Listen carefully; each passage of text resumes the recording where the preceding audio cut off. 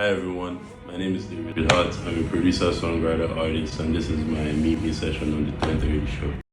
Big boy's telling on me, I like what he's saying, make I no stop. Before I'm on it, they feeling whoa. We made this song like 2 years ago, so we weren't really working when we made this song. We hadn't really started working, we just did it from afar. I was in PH, she was in Lagos when we were finishing this song. So it's just been a journey, moving to Lagos, getting to meet Omale over time, and then he likes what my P sounds like. So he's like, pull up, let's make shit. So yeah, we started working. I've been close to his family, like his team, record label, because my uncle got signed. My uncle is K-Star, by the way. Yeah, he got signed to the same record label as Omale as of that time, which is Keycard. I was producing for my uncle, obviously, and my uncle is K-Star. He sang My Villa. He's the owner of the My Villa song, and I am the producer of that song. I wasn't the only producer on the song, so it was me, Orlando, and Tempo. And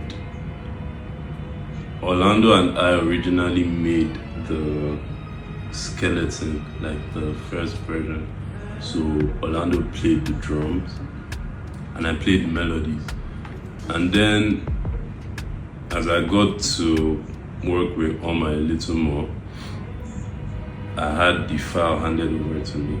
Right, so I took it up from that point and kept on adding things and satisfying the artist's, the artist's creative prospects, and yeah, just kept on pushing and pushing and pushing till we got it there. And then at some point I now heard, oh, Tempo did this on it, Tempo did that on it, and I'm like, okay. I may not be able to disclose every single detail, but it's really just pure, it's all about the energy. It's all about the feeling at the moment. If the wrong person is in the room, the wrong person is in the room, and it may not work, So we're just in free workflow, no pressure, all about the energy and knowing what we want, Just being free and open to experimenting and trying different shit. I really just love my shit weird, I can't lie to you. So yeah, I started producing officially like 3 years ago-ish. But I found the software first when I was like 13, 14.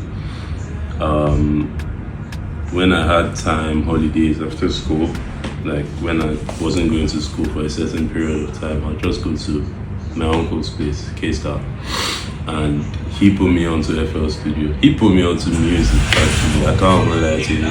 But yeah, he put me onto FL Studio and started playing with the software. He showed me the important things. Then I didn't touch it again for like a month, 2 months, 3 months. Got back to him again, tried again. I mean, the first shit I was making was sounding funny as fuck. But yeah, that's almost always the story. So from that point, I just kept on working, improving. At the same time, I found love in the craft of writing, and expressing how I feel, not just through melodies and instruments, but with what I'm saying and the tone and melody I decide to say them. So I started writing music as well. So writing, recording, I sent it to K-Star. I sent my first written idea to K-Star, and he was like, I told you that. He told me when I was like 8 years old that you should try this thing with me. You should try to like write and record music.